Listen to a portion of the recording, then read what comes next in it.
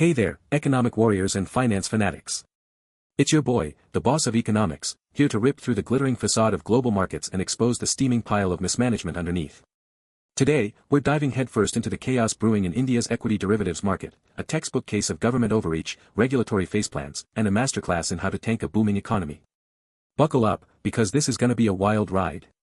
Picture this, a swanky 24-story blue glass tower southwest of New Delhi, complete with a rooftop helipad and a bronze bull statue screaming, "Capitalism on steroids."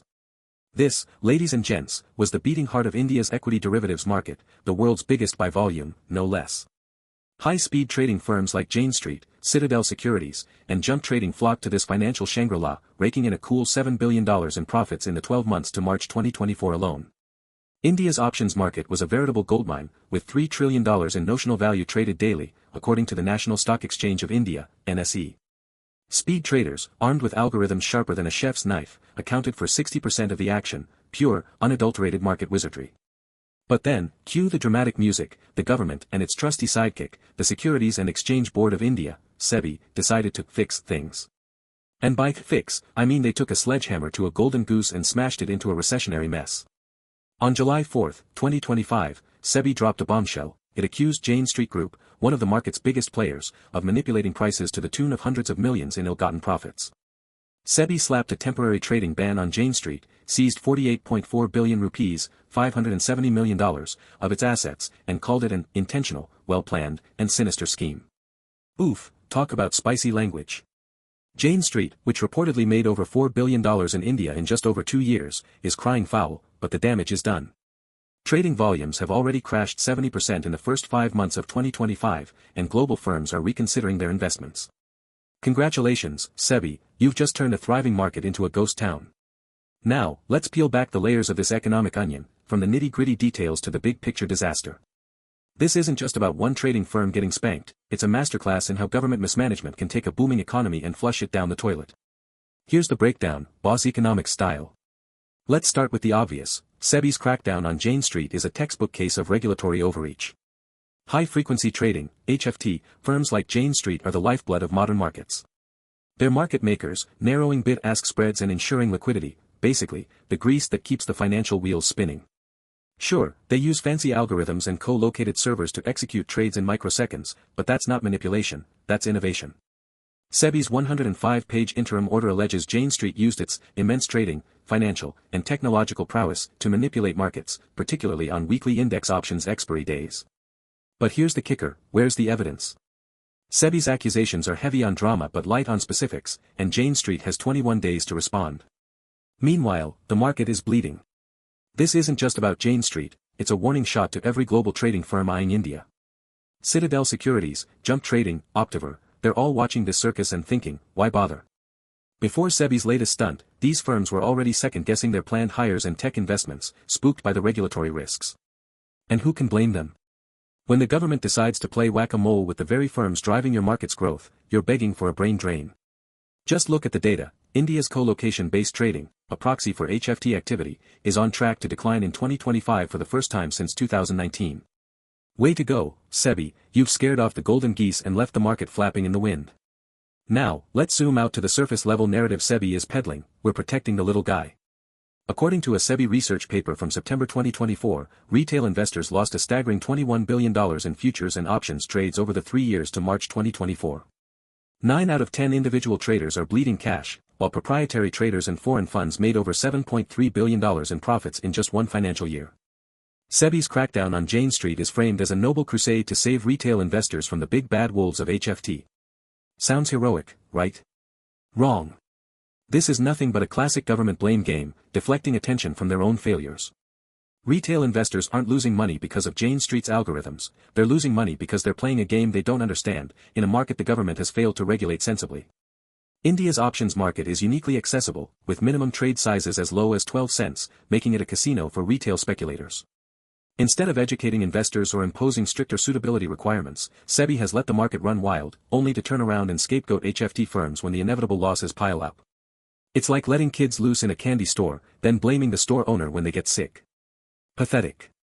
Now, let's step back and look at the big picture, because this is where the real economic carnage lies. India's equity derivatives market was a global success story, a shining example of what happens when you let innovation and capital flow freely. But instead of nurturing this growth, the government and SEBI have done what governments do best: meddle, overreach, and destroy. The 70% collapse in trading volumes in 2025 isn't just a statistic, it's a death knell for jobs, investment, and economic growth. High-frequency trading firms employ thousands of India's brightest minds, math whizzes, engineers, coders, who now face an uncertain future. The Two Horizons Center in Gurugram, home to firms like Citadel Securities and Tower Research Capital, is a symbol of India's financial ambition. But thanks to SEBI's heavy-handedness, it risks becoming a monument to missed opportunities.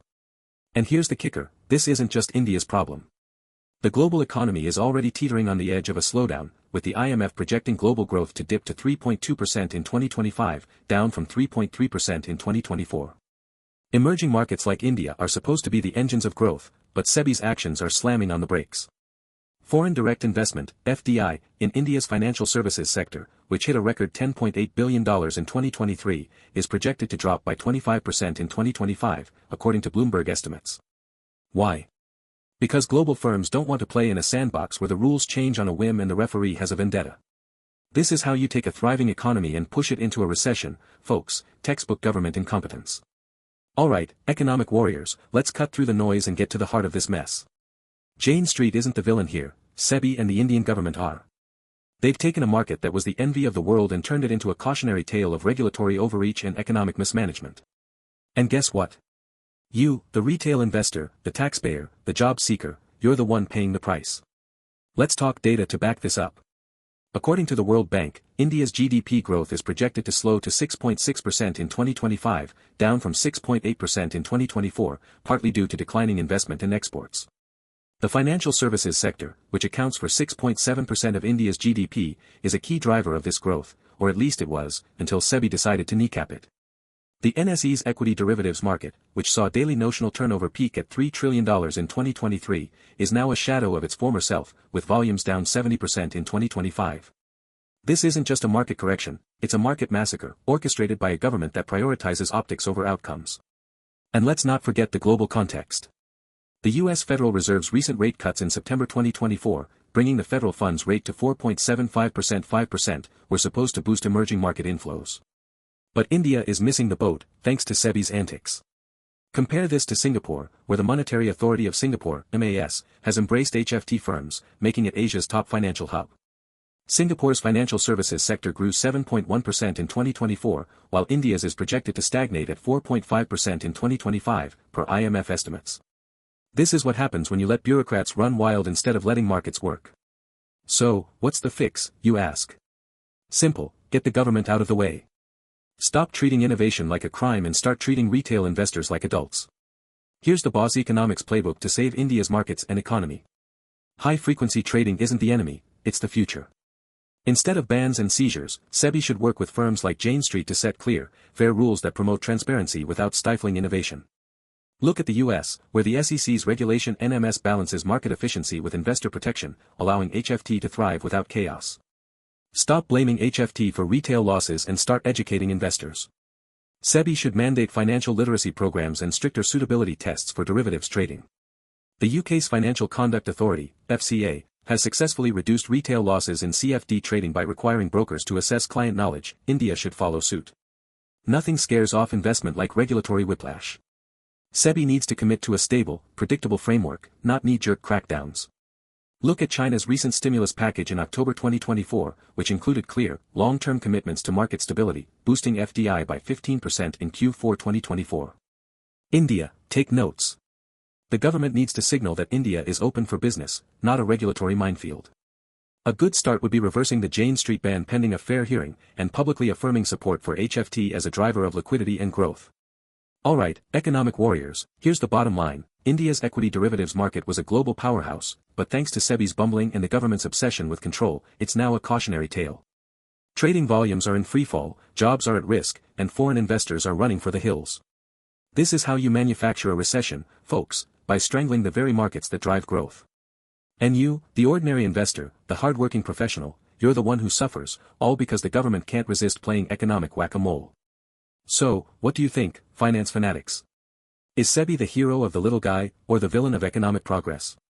Drop your thoughts in the comments, smash that like button if you're as fed up as I am, and subscribe for more no-holds-barred takedowns of economic absurdity. Until next time, this is your boss of economics, signing off. Stay sharp, stay skeptical, and always follow the money. Boss Economics World, out.